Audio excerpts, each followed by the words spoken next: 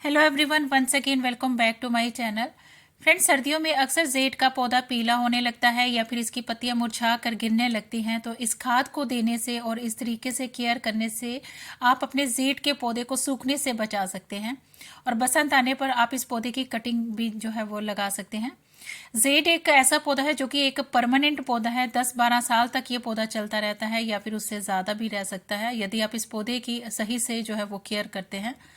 Z को grow करते समय कुछ बातों का जरूर ध्यान रखना चाहिए, जैसे कि जेड के पौधे को हमेशा 1 से 2 घंटे की धूप जो है वो जरूर प्रोवाइड करें। कुछ लोग समझते हैं कि जेड के पौधे को वो छाया में भी ग्रो कर सकते हैं, लेकिन ये पौधा शेड में अच्छा ग्रो नहीं होता। यदि शेड में ग्रो हो भी जाता है तो पत्तियां बड़ी रूखी सी बेजान सी रहती हैं और पौधा जो है वो देखने में बड़ा अनएक्टिव सा रहता है और धीरे धीरे करके जो है वो पौधा मरने लगता है। वैसे तो जेड एक हार्डी प्लांट है, लेकिन धूप अगर आप इस पौधे को नहीं देते तो इसकी जो स्टेम होती है वो कभी भी मोटी नहीं होती, हमेशा पतली सी रहती है, बहुत जल्दी टूट भी जाती है। जहाँ सनलाइट की बात करूँ तो अभी सर्दियों में आप इसे पूरे दिन की धूप वाली जगह पर रख सकते हैं और गर्मियों में मॉर्निंग की धूप दीजिए या फिर 2 से 3 घंटे की धूप जो है वो आप इसे जो है उस जगह पर आप इस पौधे को रख सकते हैं। जेड को यदि आप घर के अंदर लगाना चाहते हैं जहां धूप ना आए तो इसे वहां रखें जहां लाइट इस पर आए, साथ ही साथ क्रॉस वेंटिलेशन हो और एटलीस्ट हवा का आना जाना हो जहां सॉइल जो है वो जल्दी सूख सके। जेड को सर्दियों में वीक में एक बार पानी दीजिए और गर्मियों में इसे आप डेली वाटरिंग कर सकते हैं। पानी के अभाव में आपके जेड प्लांट की जो पत्तियां होती हैं फ्रेंड्स, वो बहुत जल्दी जो है वो सूखने लगती हैं, श्रिंक हो जाती हैं। तो पानी चेक कर कर ज़रूर दीजिए। मिट्टी ड्राई है तो पानी दे दीजिए, पौधा इसे अच्छा ग्रो करते रहेगा, कभी भी सूखेगा नहीं। जहाँ तक खाद की बात है, ये जो खाद मैं अभी आपको बताऊंगी, यदि बोन मील आप यूज़ करते हैं तो ठीक है और नहीं भी करते तो इसका घरेलू नुस्खा भी मैं आपको बताऊंगी। लेकिन बोन मील एक ऐसा खाद है जो कि जेड के लिए बहुत ही बेहतरीन खाद होती है, कैल्शियम से युक्त होता है। इससे इसकी जो स्टेम होती है वो बहुत ज़्यादा मोटी होती है, पौधा घना होता है और इसके पत्ते भी काफ़ी चमकदार होते हैं। ये जो चीज़ आप देख रहे हैं वो है बोन मील।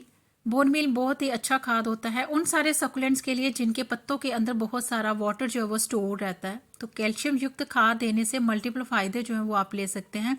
इससे पत्तों की चमक भी बरकरार रहेगी, स्टेम भी जो है वो मोटी होती है। फ्रेंड्स, बोन मील आसानी से मार्केट में अवेलेबल है और ये जो बोन मील है इसे आपको 15 दिनों में एक बार सर्दियों में अपने जेड के पौधे को देना है। बोन मील का दूसरा क्या विकल्प है वो भी मैं आपको बताऊंगी। दूसरी कौन सी चीज़ आप इसकी जगह पर यूज़ कर सकते हैं। ये देखिए, ये सिर्फ 20 रुपए में बहुत ही आसानी में मिल जाता है। ये है कैल्शियम का बहुत ही अच्छा स्रोत होता है। ये है चॉक। इसे ब्लैक बोर्ड पर या फिर स्लेट पर भी लिखते हैं। इसका यूज़ आप कर सकते हैं, डायरेक्ट भी इसको डाल सकते हैं या फिर इसको पीस कर इसका चूरा बनाकर भी आप मिट्टी में डाल सकते हैं। 1 इंच का छोटा सा टुकड़ा आप 6 से 8 इंच के कंटेनर में मिट्टी में दबा दीजिए। बहुत जल्दी ये सॉल्युबल नहीं होता है, धीरे धीरे होता है, यानी धीरे धीरे ये घुलता जाएगा और इसका जो अर्क है होता है वो पौधे को मिलता रहता है। इससे पौधे की ग्रोथ बहुत अच्छे से चलती है। एक बार इस तरीके से आपने अगर मिट्टी में दबा दिया तो 2 से 3 महीने तक आपको ये वाली चीज़ जो है दोबारा दोहराने की ज़रूरत जो है वो बिल्कुल भी नहीं है।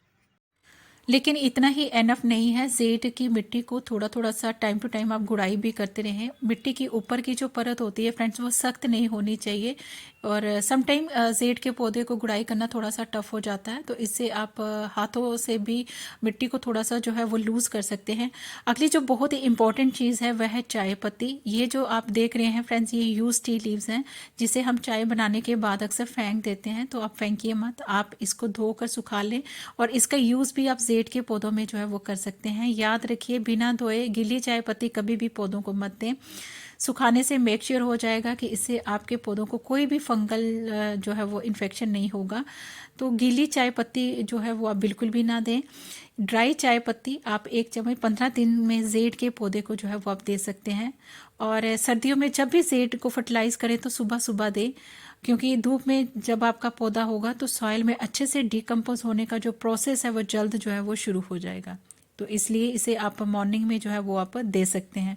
और यदि आप ये सोच रहे हैं कि बोन मील और चाय पत्ती दोनों को आप इकट्ठा दे सकते हैं, दोनों को इकट्ठा दे सकते हैं, लेकिन 7 डेज के गैप पर आपको इसको देना है। और जो चाक वाला नुस्खा है फ्रेंड्स, वो आपको एक बार करना है और फिर 2-3 महीने इसको करने की जो है वो ज़रूरत बिल्कुल भी नहीं है। फ्रेंड्स, जेड को घना कैसे करें? देखिए जेड को ऊपर के जो दो पत्ते होते हैं इस तरह से, ये देखिए आप इनके जो ये जो ऊपर की जो टिप होती है दो पत्तों की, आप इन्हें पिंच कर दीजिए। और ये महीने में आपको 1 से 2 बार तो ज़रूर करना चाहिए। इससे पौधे जो होते हैं वो घने होते हैं और इससे कोई साइड इफ़ेक्ट नहीं होता है। आप इसे किसी भी सीज़न में आप इस तरह से जो है वो पिंच कर सकते हैं, या फिर आप इन पौधों की कटिंग जो है वो भी लगा सकते हैं। इससे भी जो हमारे पौधे होते हैं वो बहुत ज़्यादा घने होते हैं। इससे जहाँ से आप कटिंग को कट करते हैं वहाँ से इनकी साइड ब्रांचेस डेवलप होती हैं। पौधे देखने में बहुत ज़्यादा हरे भरे और बुशी भी हो जाते हैं। जितनी ज़्यादा इन पौधों की आप प्रूनिंग वगैरह करते जाते हैं उतने ही पौधे की जो ग्रोथ है वो बहुत ही अच्छे से चलती है। फ्रेंड्स जेड एक सक्युलेंट टाइप का प्लांट होता है और इनके पत्तों में बहुत सारा वाटर जो वो स्टोर रहता है। यदि आप इनको पानी या स्प्रे करते रहते हैं तो इनके जो पत्ते होते हैं फ्रेंड्स वो बारी होकर जो वो गिरने लगते हैं, यानी कि इनकी जो ब्रांचेस होती हैं वो खाली खाली सी होनी शुरू हो जाती हैं, जो देखने में बिल्कुल भी अच्छी नहीं लगती हैं। इसलिए इन पौधों को ओवर वाटरिंग भी बिल्कुल नहीं करना चाहिए। और इसका मतलब ये भी नहीं है कि आप इन्हें कम पानी दें, या पानी देना अगर आप भूल जाते हैं इन पौधों को तो इनके जो पत्तियां होती हैं फ्रेंड्स वो सिकुड़ने शुरू हो जाती हैं। देखते ही देखते इनके जो पौधे हैं वो बहुत सूखने के बाद जो है वो ख़राब हो जाते हैं। फिर ये वाले जो पौधे होते हैं वो सरवाइव कर पाने बहुत ज़्यादा टफ हो जाते हैं। इसलिए पानी का एक बैलेंस होना बहुत ही ज़्यादा ज़रूरी है। इसके अलावा फ्रेंड्स जब भी आप जेड के पौधे की आप कटाई छटाई करें तो उनसे निकलने वाली जितनी भी जो ब्रांचेस होती हैं उनकी कटिंग आप किसी भी वेल ड्रेन मॉइस्ट मिट्टी में लगा देंगे। फ्रेंड्स इन पौधे की जो कटिंग होती है वो 10 से 12 दिन में ग्रो हो जाती है।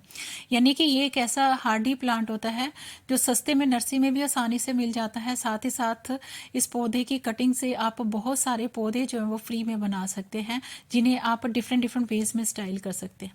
यानी कि ये एक ऐसे पौधे होते हैं जिन्हें आप छोटे कंटेनर से लेकर बिग साइज के पॉट में भी लगा सकते हैं और इसकी हैंगिंग बास्केट भी बहुत ज़्यादा खूबसूरत लगती है। इसकी जो ब्रांचेस होती हैं वो काफ़ी फ्लेक्सिबल होती हैं, जिन्हें आप मनचाही शेप भी दे सकते हैं। इसका बोनसाई भी बहुत ज़्यादा खूबसूरत लगता है। फ्रेंड्स आज की इस वीडियो में मैंने आपसे बहुत सारे टिप्स एंड ट्रिक्स जो है वो मैंने शेयर करे हैं कि अपने जेड के पौधों की किस तरह से आप ओवरऑल इन पौधों की केयर कर सकते हैं। और जो खाद मैंने आपको इस वीडियो में शेयर करी है, यदि आप इस खाद का उपयोग जो है अपने जेड के पौधों में करते हैं तो आपका जेड का जो पौधा है कभी पीला नहीं होगा, उसकी पत्तियां कभी भी मुरझाकर आपके जेड के पौधे जो हैं वो कभी भी सूखेंगे नहीं। आई होप आज की वीडियो सबके लिए यूजफुल रही होगी। वीडियो अगर आपको थोड़ी सी भी अच्छी लगे तो please do like share comment and subscribe my channel. Thank you friends. Stay blessed and bye bye.